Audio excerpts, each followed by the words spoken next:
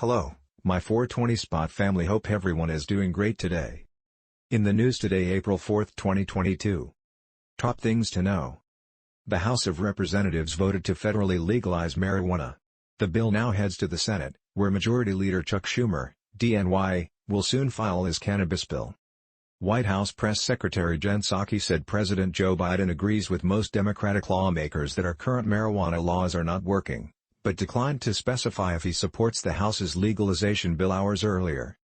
Days after approving legalization, the House of Representatives is set to vote Monday on a bill to remove barriers to conducting marijuana research, including by allowing access to dispensary products. The Senate passed separate cannabis science legislation last month. The Maryland House of Delegates and Senate officially voted to put a marijuana legalization referendum on the November ballot and send Governor Larry Hogan, R., a separate bill to begin implementation if voters approve the reform. A large number of lawmakers weighed in with reactions to the House passing a federal marijuana legalization bill. Noting the Senate's failure to act on cannabis, for example, bill sponsor Representative Jerry Nadler, DNY, said, "Sometimes I think we'd be better off if we didn't have a Senate." Cannabis Caucus co-chair Representative Dave Joyce, RO, explained in a Marijuana Moment op-ed why he was not willing to vote for the only marijuana legalization bill that's moving in Congress. Washington State's treasurer sent a letter urging counterparts in other states to help pressure Congress to pass a marijuana banking bill amid a spate of deadly robberies at largely cash dispensaries. Senator Lindsey Graham, RSC, said he doesn't support legalizing marijuana but does see value and legitimacy in medical cannabis. Representative Marjorie Taylor Greene, RGA, said she is unaware of psychedelics legislation advancing in the Georgia legislature. Pennsylvania Democratic Senate candidate John Fetterman, currently the lieutenant governor, tweeted, "Today the House passed the MORE Act. It's a step in the right direction to ending the racist war on drugs. Like I've always said and GT semicolon and GT semicolon and GT, just legalize weed already, white check mark, remove from Schedule I, white check mark, expunge convictions, white check mark, common sense homegrown." Indiana Democratic Senate candidate Thomas McDermott tweeted, U.S. House of Representatives passes legalized cannabis. Now the bill heads to the U.S. Senate, where its fate is much less clear. Does it send Todd Young support legal cannabis? Because I do. Texas Democratic congressional candidate Jessica Cisneros criticized incumbent Representative Henry Cuellar, DTX, for voting against a marijuana legalization bill, tweeting, "I've seen the consequences marijuana charges have in my community and clients I've worked with. Families are torn, deportations, loss of jobs and housing. The list goes on." Meanwhile, Rep. Cuellar sees criminalization as a way to line the pockets of his private prison donors. South Carolina Republican congressional candidate Katie Arrington criticized incumbent Representative Nancy Mace, RSC, for flip-flopping, by voting against a marijuana legalization bill. The House bill to require the Department of Veterans Affairs to study medical cannabis got 2 new co-sponsors for a total of 6.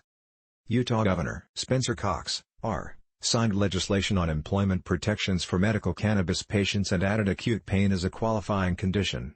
Oklahoma Governor Kevin Stitt, R., signed a bill prohibiting medical cannabis grow operations from being located within 1,000 feet of schools. Colorado Governor Jared Polis, D., and Denver's mayor appeared at the opening of the city's first licensed marijuana hospitality establishment. Separately, the state treasurer tweeted, "Our legal cannabis businesses should be treated like any other legal businesses in Colorado. #SafeBanking. Washington State Governor Jay Inslee, D., tweeted, "I applaud the House for passing the MORE Act and bringing us one step closer to decriminalizing cannabis nationally, a critical and urgent issue of equity. I urge the Senate to consider this bill and the Safe Banking Act expeditiously. We need urgent federal action to address the dangerous conditions our legal cannabis businesses in Washington face today without access to banking services." Wisconsin Governor Tony Evers, D., said the state should join its neighbors in legalizing marijuana. New York Governor Kathy Hochul, D., tweeted, "Decriminalizing adult-use cannabis is about righting historic injustices. Thank you to it Rep. Jerry Nadler and New York's Democratic House delegation for passing the MORE Act and following in the steps of New York State to create a more just and equitable approach to cannabis." Separately, regulators will release public service messages about marijuana on Monday. Pennsylvania Governor Tom Wolf, D., tweeted, "Today in New Mexico the sale of legalized marijuana began. And in Washington, D.C., a bill legalizing it nationwide just passed the House. I'm pro-legalization in PA, but I've been waiting on our legislature to send me a bill. It's time to legalize marijuana and restore justice." He also tweeted, "April is Second Chance Month. Pennsylvania offers stopwatch, expedited pardons for marijuana convictions, judge, clemency, SOAP, clean slate for non-convictions, some misdemeanors, summary offenses." South Carolina Democratic gubernatorial candidate Joe Cunningham, a former congressman, tweeted, "Today, Congress will vote on the MORE Act, which decriminalizes marijuana at the federal level. I proudly voted for this bill when I was in Congress, and when I'm governor, we'll legalize marijuana on the state level."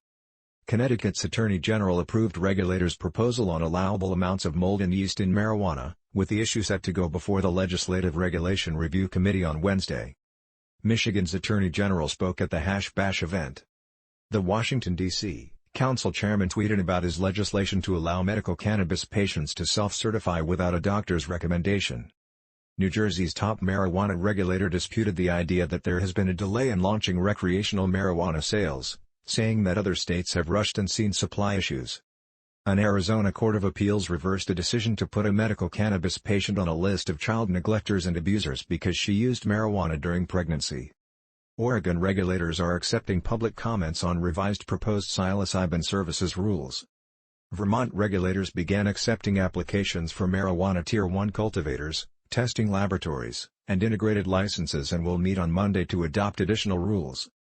Massachusetts regulators launched a social media campaign about cannabis consumer responsibility ahead of 4/20. At least 10 marijuana and drug reform bills are scheduled for committee hearings on Monday, today, alone. There you have it for today's news. Let's have a fantastic week and thank you for watching this video by my420spot.com.